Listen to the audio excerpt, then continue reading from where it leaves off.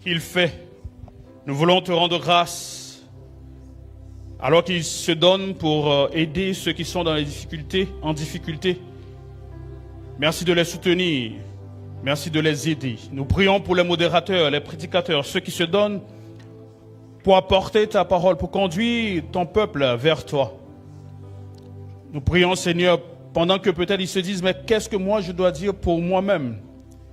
Alors tu leur as donné des paroles pour ton peuple.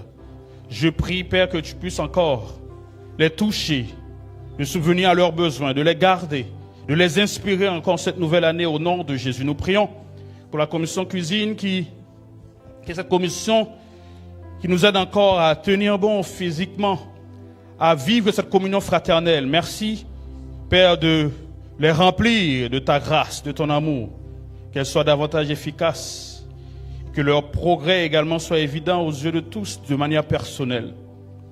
Nous célébrons ton nom, Père, pour tout ce que tu fais et tout ce que tu feras. Au nom de Jésus le Christ, Amen. Est-ce qu'on peut acclamer Jésus?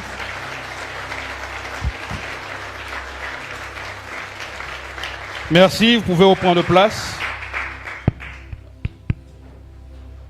Bon mois de novembre à chacun et à chacune. Bon mois de novembre 2025. Que le Seigneur vous bénisse abondamment. Chers frères et sœurs, en ce mois de novembre 2025, je disais 2026 tout à l'heure, 2025, nous serons entretenus sur ce thème, les obstacles à la manifestation de la gloire de Dieu. C'est ce thème que nous allons aborder tout au long de ce mois. J'aimerais d'emblée dire que l'objectif de ce thème n'est pas pour vous faire peur. Quand on parle des obstacles, ce n'est pas pour vous faire peur, pour dire « Ah, il y a des obstacles, qu'est-ce que je vais y arriver ?» Non. Mais l'objectif de ce thème, c'est non seulement, c'est d'abord vous permettre de... Il y a un écho, désolé. Pour vous permettre de les identifier, d'accord, premièrement. Et deuxièmement, savoir comment les surmonter ou les vaincre. Voilà un peu, on va dire, les deux objectifs principaux de ce thème.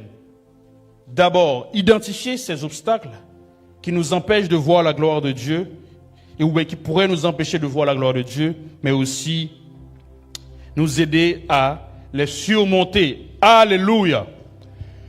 Bien-aimés dans le Seigneur, Dieu, le désir de Dieu, depuis le début, il veut que sa gloire soit manifeste. C'est le désir de Dieu. Depuis le début, depuis la Genèse jusqu'à l'Apocalypse, il veut que sa gloire soit manifeste. Il veut que les gens puissent voir en vous et en moi sa puissance, son amour, ses bienfaits. Alléluia. C'est le désir de Dieu. Il veut que quand on vous voit, on peut dire « Ah, non, je vois Christ en lui. Je vois l'amour de Dieu. Je vois la grâce de Dieu. Je vois la puissance de Dieu. » N'est-ce pas? C'est le désir que le Seigneur a pour nous. Et depuis le commencement, il le manifeste jusqu'à la fin. Mais il y a des obstacles qui empêchent cela. Il y a des obstacles qui empêchent que cette gloire soit manifeste.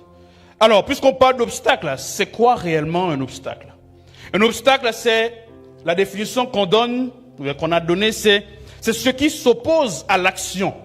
Un obstacle, c'est ce qui s'oppose à l'action. Ce qui empêche d'atteindre un but. Le but que nous voulons atteindre, c'est quoi? C'est de vivre la gloire de Dieu dans tous les aspects de nos vies, n'est-ce pas? Et les obstacles nous empêchent d'atteindre ce but. Les obstacles se dressent devant nous comme une opposition pour atteindre ce but-là. Alléluia. Soit pour nous-mêmes, ou pour l'Église, ou pour les autres. Les obstacles nous empêchent cela. Et ce matin, j'aimerais nous parler d'un obstacle parmi tant d'autres. Je crois que durant ce mois, on va parler de plusieurs obstacles et comment les surmonter. Mais ce matin, j'aimerais nous parler d'un seul, parmi tant d'autres, qui empêche la manifestation de la gloire de Dieu. Et cet obstacle, c'est le doute. Alléluia. Cet obstacle, c'est le doute. Entre parenthèses, le manque de foi. Alléluia. C'est pour cela le thème de cette prédication, ou bien cette introduction, c'est garde ta foi. Face au doute, garde ta foi. Alléluia. Est-ce que tu peux le dire à ton frère, à ta sœur? Face au doute, garde ta foi. Dis-le encore, face au doute, garde ta foi. Alléluia. Bien-aimés dans le Seigneur, oui, face au doute, gardons notre foi. Amen. Cette prédication, elle est précieuse. Cette prédication, elle est très importante. Parce que c'est quelque chose qui va nous accompagner tout au long de cette année. Pas seulement pour ce dimanche, mais pour toute notre vie. Parce que nos vies, il y a toujours des obstacles. Il y a toujours le doute qui est là. On le verra tout à l'heure. Et c'est pour cela, je nous invite vraiment d'être attentifs et de savoir réellement qu'est-ce que Dieu veut me dire ce matin. Nous avons dit que le thème, c'est face au doute, garde ta foi. Alors, c'est quoi le doute? Le doute, c'est une attitude, un état d'incertitude, un état d'hésitation. Quelqu'un qui doute, c'est quelqu'un qui est dans un état de vacillement, à gauche, à droite. Il ne sait pas où il se pose des questions. Mais est-ce que c'est vrai? Est-ce que c'est faux? Est-ce que je dois faire? Est-ce que Dieu a dit? Est-ce que? Là, tu commences à vaciller. Ici, j'aimerais juste ouvrir la parenthèse pour dire que, ici, je parle du doute dans le sens négatif. Je parle du doute dans le sens biblique du terme, si je peux le dire ainsi. Je ne parle pas du doute dans le sens philosophique. Je sais qu'il y a des philosophes ici qui vont dire « Ah, mais le doute cartésien, vous voyez, Descartes parle de doute qui lui permet de découvrir certaines vérités. » Non, je ne suis pas en train de parler de ce doute philosophique-là. Mais plus le doute dans le sens biblique, dans son sens négatif. Alléluia. Donc je disais que le doute, c'est une attitude, c'est cet état d'incertitude, d'hésitation et de vacillement. Or, la foi, c'est croire. Croire et continuer de croire même quand, écoutez bien, la foi, c'est croire, c'est de continuer de croire même quand la réalité paraît différente. Alléluia. Est-ce que quelqu'un me comprend? Donc le doute, on hésite, mais la foi, c'est croire même quand le réel, ce qu'on voit devant nous, paraît contraire aux attentes. On dit, je garde la foi. Alléluia. Hébreux 11, verset 1er va dire, or, la foi est des choses.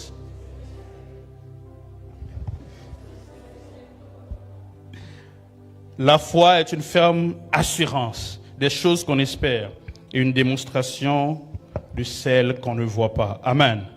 Pendant que nous restons assis, nous allons lire notre texte rapidement. Matthieu chapitre 14, les versets 22 à 33.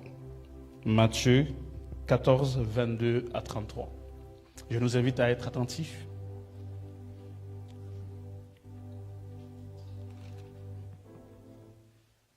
Aussitôt après,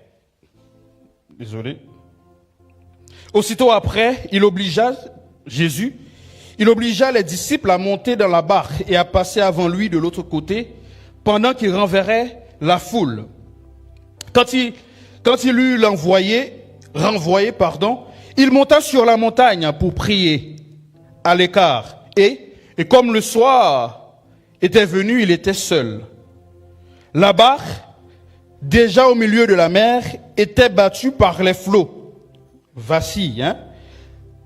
Était battue par les flots, car le vent était contraire. Verset 25. À la 4e veille de la nuit, Jésus alla vers eux, marchant sur la mer. Quand les disciples le virent marcher sur la mer, ils furent troublés et dirent, c'est un fantôme. Et, dans leur frayeur, ils poussèrent des cris. Jésus leur dit aussitôt, rassurez-vous, c'est moi, n'ayez pas peur. Pierre lui répondit, Seigneur, si c'est toi, ordonne, écoutez bien, ordonne que j'aille vers toi sur les eaux. Verset 29. Et il dit, Jésus répondit à Pierre, viens. Pierre sortit de la barque et marcha sur les eaux pour aller vers Jésus. Mais, voyant que le vent était fort, il eut peur, il doute, et comme il commençait à s'enfoncer, il s'écria, « Seigneur, sauve-moi !» Aussitôt, Jésus étendit la main, le saisit et lui dit, « Homme de peu de foi, pourquoi as-tu douté ?» Et ils montèrent dans la barque et le vent cessa. Ceux qui étaient dans la barque vinrent se prosterner devant Jésus et dire, « Tu es véritablement le Fils de Dieu. » Alléluia. Ce texte, c'est un texte que nous avons l'habitude de, peut-être vous avez l'habitude ou pas, où Jésus, après la multiplication des pains, il va se mettre à l'écart, il va demander aux disciples de partir, de le dévancer. Et là, comme l'histoire nous raconte, Jésus maintenant va marcher sur les eaux pour aller rencontrer les disciples au milieu de la nuit. Mais ce qui nous intéresse dans ce texte, c'est que Pierre,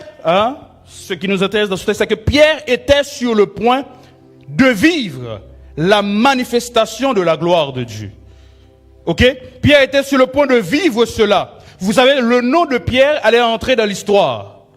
Quand on parlait de Pierre, on allait dire que c'est Pierre-là, il a marché sur les eaux. Mais maintenant, vous savez qu'on ne dit pas vraiment que Pierre a marché sur les eaux. Puisque le monde actuel parle plus de la fin que du commencement. N'est-ce pas? Quand on parle des gens qui ont marché sur les eaux, on ne parle pas de Pierre en tant que tel. Parce que il a commencé, mais il n'est pas arrivé jusqu'à la fin, n'est-ce pas? Donc Pierre, son nom allait entrer dans l'histoire. On allait dire, comme Jésus, Pierre a marché sur les eaux. Mais quand on parle de Pierre, on va dire, comme Jésus, il a commencé à marcher, mais arrivé un moment, il a abandonné, n'est-ce pas? Donc son nom vraiment allait entrer dans cette histoire-là, dans l'histoire. Mais Pierre a commencé à douter. Le verset 30 nous dit, pendant son trajet, pendant qu'il arrive, on ne sait pas à combien de mètres il était face aux disciples. Le verset 30, est-ce qu'on peut mettre le verset 30? Il y a le doute, l'incertitude, l'hésitation qui commence à entrer dans le cœur de Pierre. Pierre a commencé à marcher certainement. Mais arrivé un moment, il a vu les vents, il a vu les tempêtes, il a vu les choses autour de lui. Et le doute, l'hésitation est entrée dans son cœur. Et à cause de la situation réelle, il a dit non, c'est pas possible que moi je puisse y arriver. Il a oublié une chose, que c'est Jésus qui lui a dit quoi? Qu'est-ce que Jésus lui a dit? Viens. Il a oublié cette parole que Jésus lui a dit, viens. Ce n'est pas n'importe qui lui a dit de venir, mais c'est Jésus qui lui a dit, viens. En oubliant que ce Jésus-là, en disant viens, il donne tout ce qu'il y a avec. Alléluia. Donc Jésus lui a dit de venir. Mais il n'a pas su, malheureusement, garder sa foi. Pierre n'a pas su garder sa foi jusqu'à la fin. Cette foi qui lui permettait, ou bien qui lui permettrait peut-être de marcher sur les eaux. Bien-aimés dans le Seigneur, l'un des plus grands combats que l'ennemi mène contre nous, ce n'est pas d'abord contre notre richesse. Non. Ce n'est pas d'abord contre nos familles. Elle dit non, ma famille a attaqué. Non. Ce n'est pas d'abord ce que le diable cherche. Ça, c'est rien pour lui. Le plus important, bien l'un des plus grands ennemis, ou bien l'un des plus grands combats que le diable mène, c'est le combat contre la foi. Alléluia. C'est le combat contre la foi. Le diable, même si vous avez 1 milliard, 10 milliards, 100 milliards de dirhams ou de dollars américains, c'est pas ce qui est le plus important pour lui. Mais est-ce que tu as la foi en Jésus? Est-ce que quelqu'un me comprend? Est-ce que tu as la foi en Jésus? Si tu as la foi en Jésus, il va commencer à combattre cette foi-là pour te pousser à vaciller. Et non seulement il combat ta foi, mais aussi l'une des plus grandes armes. C'est ça? L'une des plus grandes armes qu'il mène, c'est le doute. Le doute, c'est l'une des plus grandes armes de l'ennemi. Vous allez dire, mais pasteur, pourquoi? Il sait que s'il atteint notre foi, s'il met le doute en nous, c'est fini. Est-ce que vous comprenez? Vous savez ce qui s'est passé? Faites cet exercice. Lisez la Bible de Genèse jusqu'à Apocalypse. Vous verrez beaucoup de personnages bibliques que le diable a mis un peu le doute. Et ces personnages, à certains, beaucoup ont chuté. Parce que le diable, il est malin. Le premier texte que nous connaissons, Genèse, qu'est-ce que le diable a fait? Genèse, chapitre 1er, chapitre 2, n'est-ce pas? 2 et 3, il va dire à Adam et Ève, Dieu a-t-il réellement dit? Hein? Vous vous rappelez de cette histoire, non? Il va dire, Dieu a-t-il réellement dit? Et là, tu commences à dire, Adam commence à réfléchir. Est-ce que réellement Dieu a dit ça? Est-ce que? Ève est en train de réfléchir. Est-ce que Dieu a réellement dit? Est-ce que? Commence à poser des questions. Et puisque vous commencez à vaciller, lui, il trouve l'occasion d'entrer et d'installer sa maison, son canapé, tout. Il commence à faire sa maison chez toi. Alléluia. Le doute. Il sait que dès que le doute entre dans nos cœurs, la fin est proche. La chute est proche. Et ce doute-là va entraîner quoi? Va entraîner l'inquiétude, la peur, le désespoir. Et après, vous abandonnez. Dieu, le diable, il l'a utilisé contre Adam et Ève. Mais aussi, il a voulu l'utiliser contre le Christ. Vous connaissez le texte, n'est-ce pas? Dans le livre de Matthieu, alors que Jésus finit et là, il va venir vers Jésus. Il dit, si tu es le Fils. Si. Et heureusement, alléluia, Jésus a dit, non, l'homme ne vivra pas de pain. Tu adoreras le Seigneur ton Dieu. Alléluia. Jésus était ferme. Il a gardé sa foi. Parce qu'il a utilisé le même truc contre le premier Adam. Et le second Adam qui est Jésus, il a voulu faire la même chose. Mais gloire soit rendue à Dieu, Jésus n'a pas été vaincu. Alléluia. Jésus est sorti victorieux. Amen. De cette tentation. C'est pour cela, nous, qui avons Christ en nous, nous pouvons également vaincre cela. Et garder notre foi. Amen. Alléluia. Et le diable utilise encore cette arme contre nous. Oui, il veut nous faire douter de qui nous sommes. Il est en train de le faire. Je sais pas ce que vous traversez. Il est en train de vous faire douter de qui vous êtes réellement. Est-ce que vous êtes enfant de Dieu? Voyez votre vie là. Vous pensez que c'est vous-même enfant de Dieu? Non. Il est en train de vous dire, mais regardez vos études, regardez votre famille. Et vous dites que Dieu est grand, hein, mais vous êtes comme ça. Et vous commencez à réfléchir. Ah oui, hein? Et pourquoi? Pourquoi je suis comme ça? Vous commencez à réfléchir, commencez à douter. Et là, il entre de manière séductrice. Hein? Et puis, il commence à s'installer. Il veut nous faire douter de la capacité de Dieu, de la puissance de Dieu. Penses-tu que ta maladie, Dieu peut te guérir? Non.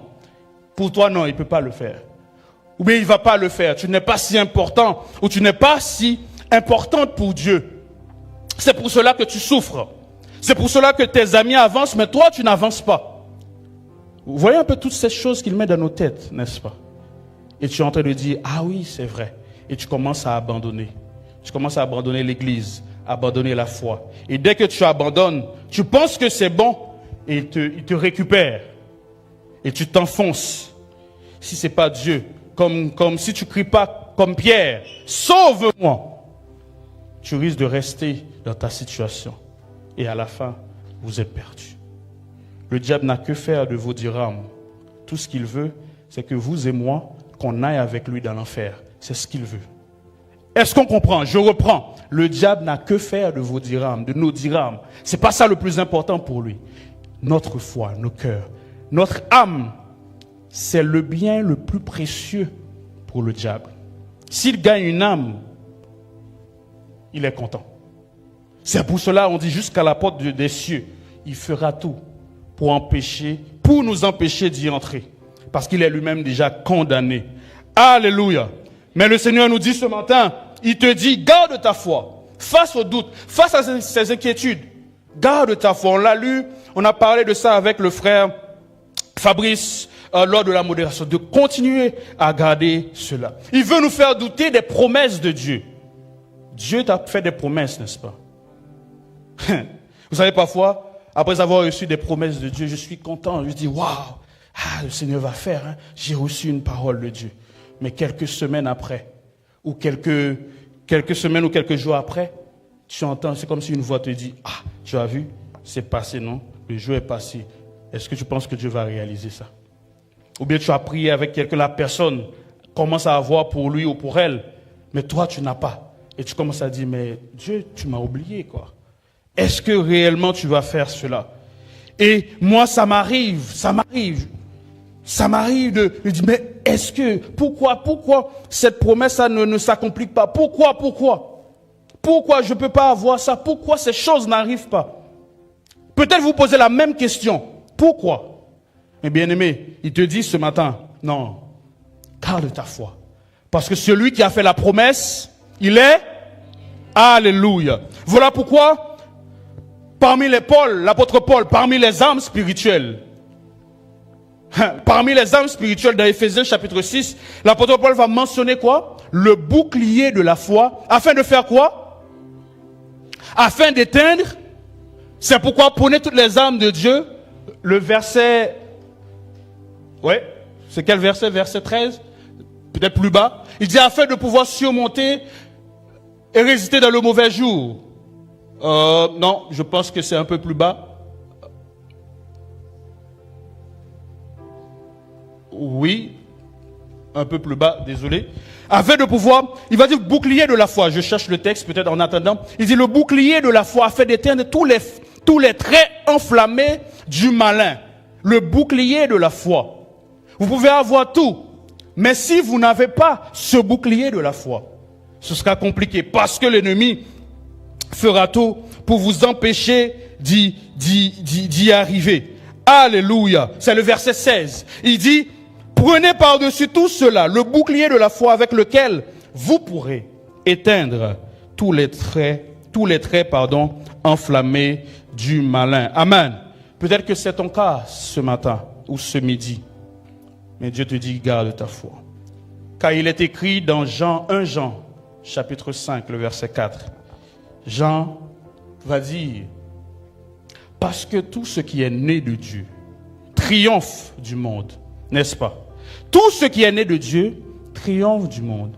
Et la victoire qui triomphe du monde, c'est quoi? C'est notre foi. La victoire qui triomphe du monde, c'est quoi? C'est notre foi. C'est-à-dire, si tu n'as pas la foi, si nous ne gardons pas la foi, les choses passeront mal. Vous vous rappelez l'histoire de Jésus? Jésus va dire, par rapport au juge inique, il va dire, quand le Fils de l'homme reviendra, trouvera-t-il encore la foi sur la terre? Trouvera-t-il encore la foi sur la terre? Et actuellement, le monde fait tout pour nous empêcher de garder notre foi. Vous écoutez une prédication aujourd'hui, demain vous allez sur Facebook, vous écoutez une autre prédication, et le diable utilise certaines personnes, et là vous commencez à dire, mais pourquoi lui il dit ça, l'autre dit ça? Et vous commencez à douter. Et après vous dites que non, toutes ces personnes-là font des trucs bizarres, je préfère rester chez moi, je prie seulement. Et le diable vous éloigne. Et là, le doute entre, et c'est fini. Frères et sœurs, lors de cet AG que nous aurons juste après le culte, le CP aura présenté des projets pour cette année. Il va présenter des projets, il va présenter le bilan de l'année dernière, mais aussi le budget de cette année.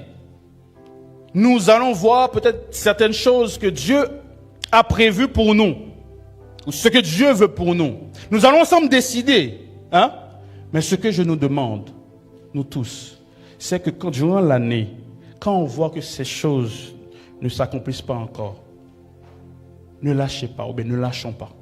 Alléluia. Ne dites pas, ou bien ne disons pas que non, c'est pas possible. Regardez, on n'a rien fait. Non, non, non. Gardons notre foi et donnons-nous à fond. Alléluia. Est-ce que je parle à quelqu'un? Souvent, on prend les décisions ici, on attend l'Assemblée générale pour dire, vous savez, je vous avais dit que ça n'allait pas marcher. Non, non, non, non, non. Gardons notre foi et faisons tout. Je termine en disant comment faire pour garder la foi. Puisque l'objectif c'était identifier les obstacles. C'est le doute, n'est-ce pas? Mais comment faire pour vaincre le doute? C'est en gardant la foi. Mais comment faire pour garder la foi? Romains chapitre 10, le verset 17 dit, ainsi, la foi vient, est-ce qu'on peut le lire ensemble?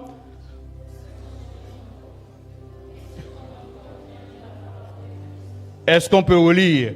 Ainsi, la foi vient.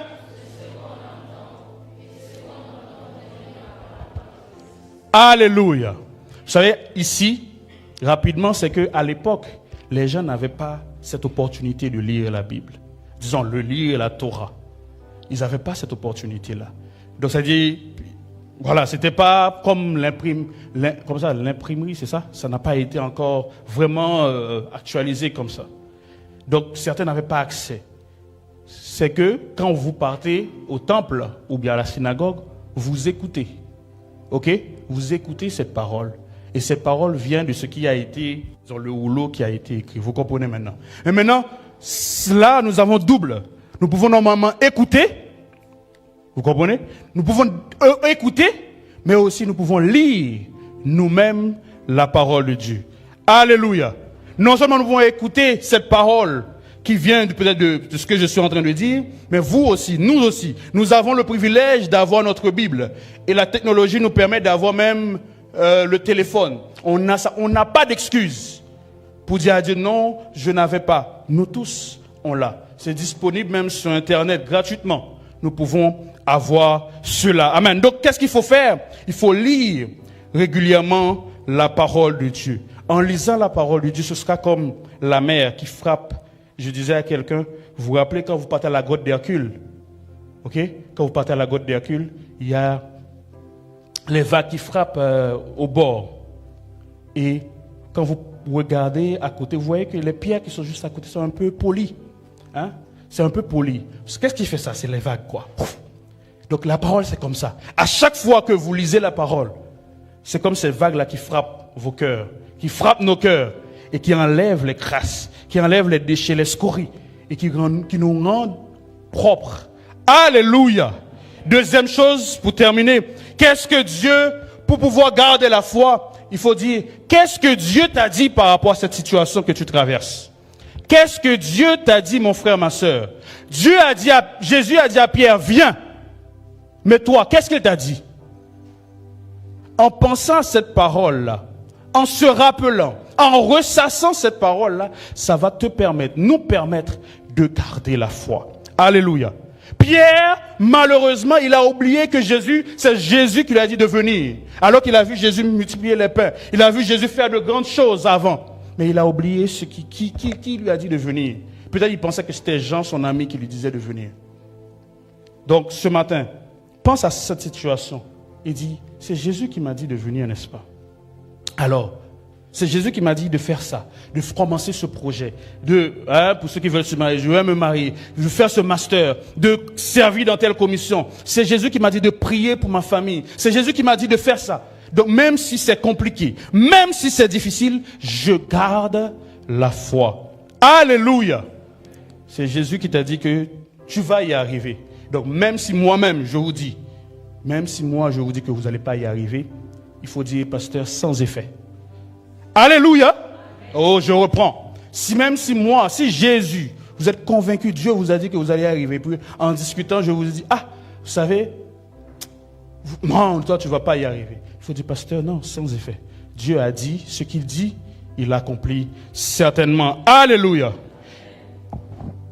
Et comme cet homme-là, ce père, si tu vois que tu n'arrives pas, crie comme ce père. La Bible nous raconte l'histoire de ce père où son enfant est lunatique, il bouge à gauche, à droite, les disciples de Jésus n'ont pas pu. Et ce père va crier à Jésus, si tu peux. Jésus va dire, mais comment ça si je peux? Tout est possible à celui qui croit, n'est-ce pas? Mais ce père va dire, alors, viens au secours de ma foi. Viens au secours de mon incrédulité, pardon. Viens au secours de mon manque de foi, du doute qui m'empêche. Alléluia. Et là, quand nous crions à Jésus, la Bible dit, quand un malheureux crie, l'Éternel entend. Et il les délivre de toutes ses détresses. Alléluia. Je finis en disant, Jésus, avant de partir, va nous laisser, pas une promesse, mais une promesse qui s'est accomplie. Il dit dans Matthieu, voici, je suis toujours avec vous jusqu'à la fin. Alléluia. Donc face au doute, pense, crois que Jésus est à côté de toi, est à côté de nous. Amen. Même si physiquement il n'est pas là, mais il a le Saint-Esprit qu'il a envoyé pour que le Saint-Esprit habite en nous. C'est pour cela, vous avez peut-être deux voix. Vous entendez une voix qui vous dit, non, c'est pas bon. Vous avez une autre voix qui vous dit, calmez-vous, je suis là. Alléluia. Mais maintenant, c'est cette parole de Dieu que vous allez lire, que nous allons lire, qui va faire en sorte à ce que, c'est comme le multimédia. La parole de Dieu, je termine en donnant cette image. La parole de Dieu est comme le multimédia. Les instrumentistes peuvent comprendre les chants, parce que vous demandez beaucoup de volume, n'est-ce pas? C'est un peu comme le multimédia. Donc, quand vous lisez la Bible, à chaque fois que vous lisez la Bible, le volume de la voix de Dieu, du Saint-Esprit augmente dans ta tête. Alléluia. Mais à chaque fois, vous ne lisez pas ou nous ne lisons pas, le volume diminue. Et c'est le diable maintenant qui est devenu DJ dans ta tête. Il commence à venir DJ dans ta tête. Donc pour empêcher que le diable soit DJ dans notre tête, lisons cette Bible-là. Et là, vous allez voir, le volume sera à fond. On va marcher, on va dire, on est enivré de lui. Alléluia. En ce mois de novembre, et en ce mois de décembre qui arrive, cette fin d'année, et pour l'année, les années qui vont venir, face aux doutes, face aux inquiétudes, face aux peurs, gardons notre foi. Que le Seigneur nous bénisse abondamment. Alléluia. Est-ce que, je pense que je termine, est-ce que, pendant que le frère Fabrice avance, est-ce qu'on peut en une minute prier? Et je vais inviter le patriarche pour la Sainte Seine. Est-ce qu'on peut se lever en même temps? Rendre grâce à Dieu, demander à Dieu de nous donner la force et on termine. Père, je prie pour ton fils, ta fille, pour ton église. Donne-lui la force encore de tenir bon. Aide ton fils, aide-nous à lire quotidiennement, à se rappeler des paroles que tu nous as données. Aide-nous à garder la foi face aux doutes. Oui, les doutes sont, ou les difficultés, les complications sont nombreuses. Mais tu as dit, il est Jésus, je suis le même hier, aujourd'hui et éternellement. Merci parce que, au travers de ces moments que nous allons passer, oui, tu vas nous aider encore à tenir bon. C'est pourquoi Christ est venu. Il est venu pour nous permettre de tenir bon. Il est venu pour nous donner la force. Il a dit, je vous laisse ma paix. Non pas la paix que le monde donne, mais une paix qui vient de moi. Une paix qui ne signifie pas qu'il n'y aura pas de difficultés, mais qui dit, peu importe les difficultés, je vais y arriver de l'autre côté. Père, merci parce que tu aides quelqu'un déjà, et merci parce que tu vas te manifester. Au nom de Jésus le Christ, Amen.